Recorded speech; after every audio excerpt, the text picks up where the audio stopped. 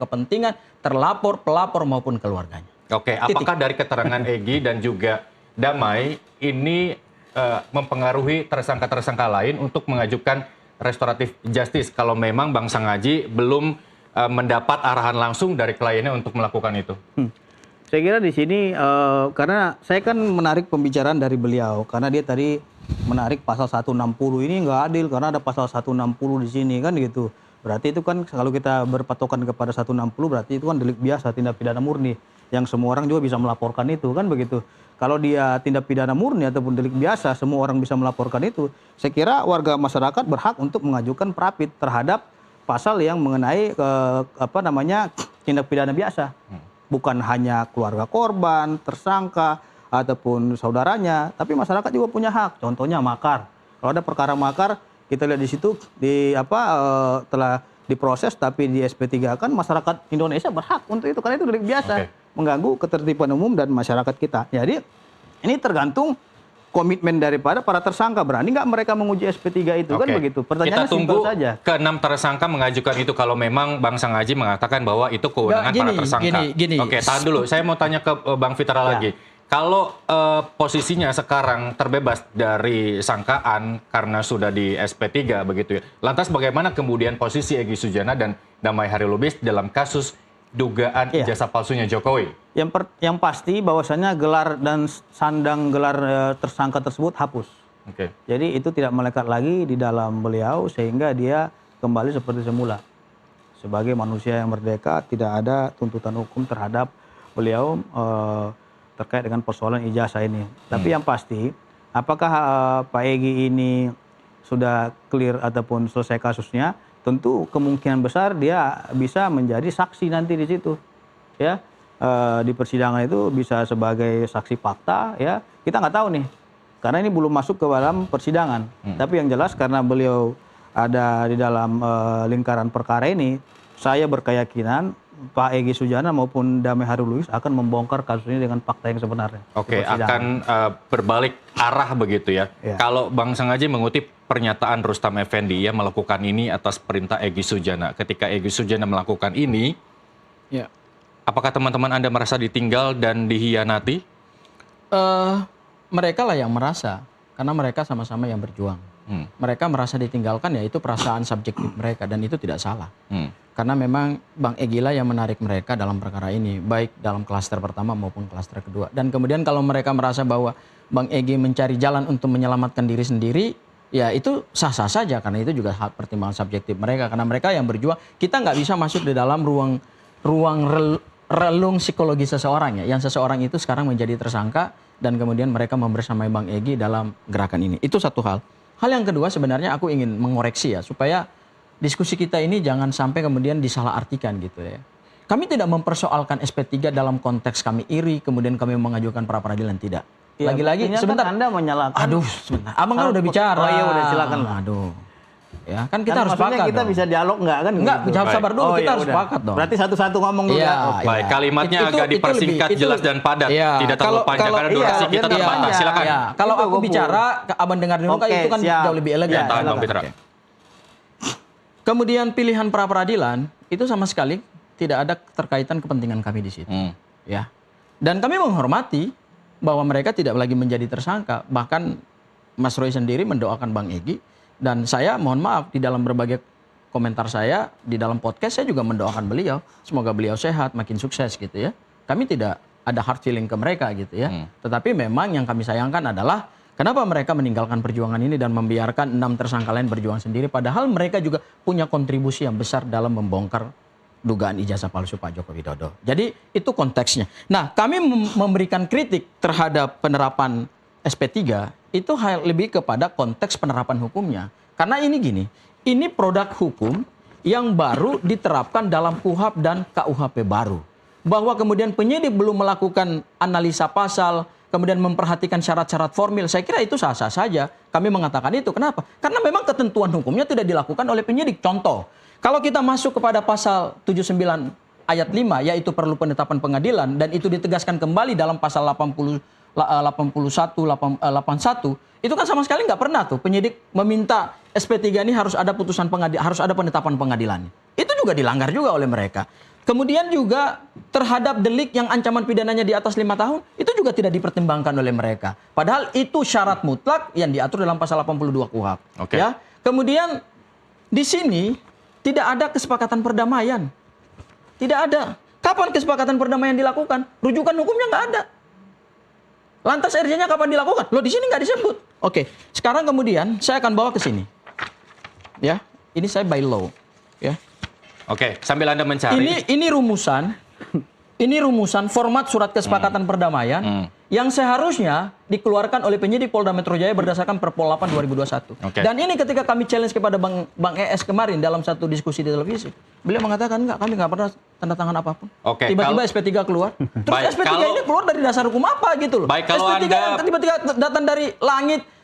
Karena ada arahan, kita nggak tahu siapa memberikan arahan, tiba-tiba keluar aja SP3. Baik, kalau Anda keberatan dengan ini, ya seharusnya bukan pihaknya Jokowi yang Bukan, harus kan Anda ini. saya katakan tadi bahwa Karena pihaknya Jokowi hanya mengajukan. Keberatan kami itu dalam konteks penerapan hukum. Karena gini, ini produk resmi negara.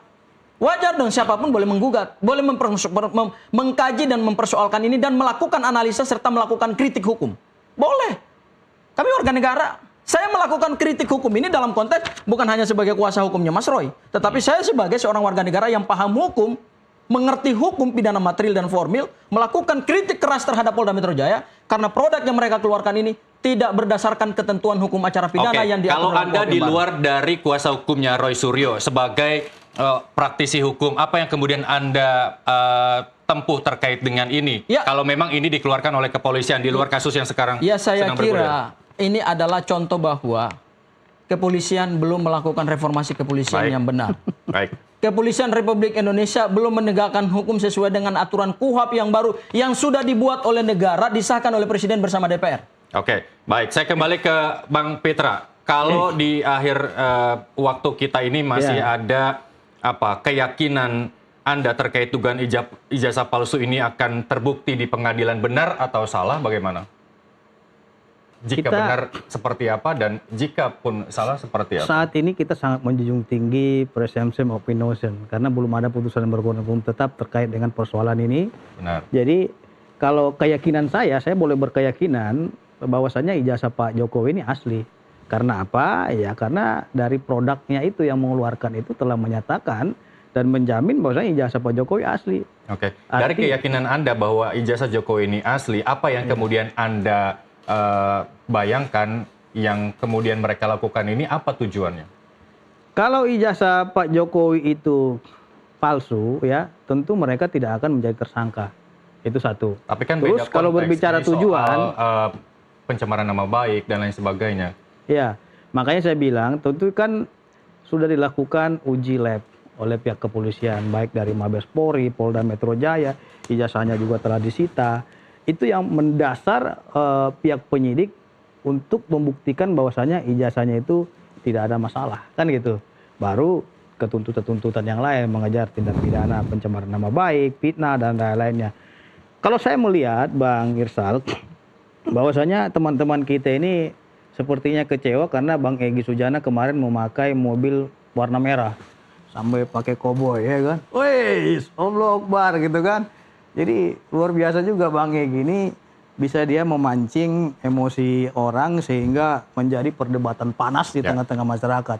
Tapi yang pasti saya aneh juga melihat pandangan dari para teman-teman kita mengatakan bahwasanya mereka tidak mempersoalkan SP3, tapi mereka rewel. Yang begini formil, material dan lain, pasal ini dan lain-lain. Dia udah bilang tidak mempersoalkan SP3-nya. Kalau tidak mempersoalkan, doakan Egy Sujana biar dia cepat sembuh.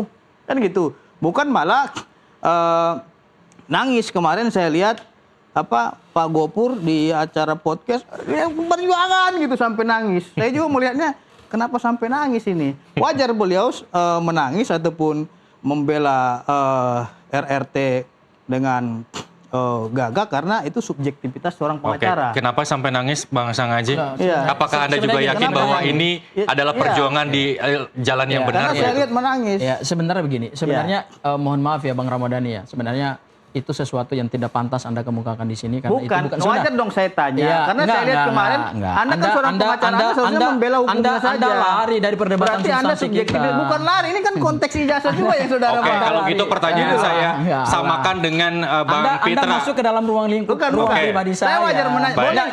Anda jangan bertanya gitu dong. Kita berada di atas kasusnya. Anda nggak etis kok bertanya begitu. Iya, ini kasus juga yang dibahas.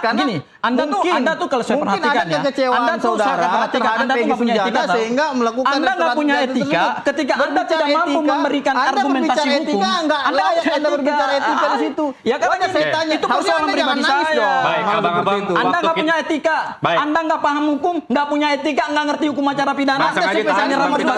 Waktu kita terbatas.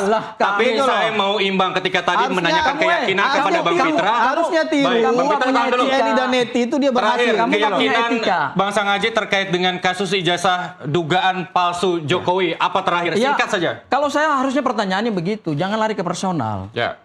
Kalau tadi dikatakan bahwa dia yakin ya itu sah-sah saja, itu persepsi dia gitu. Itu persepsi Pak Romodani yang adalah pendukung Pak Jokowi. Romodani. Fitra Romodani lah ya, yang pendukung Pak Joko Widodo. Ya, itu sah, nggak ada masalah. Karena perspektif yang beliau pakai adalah perspektif penyidik.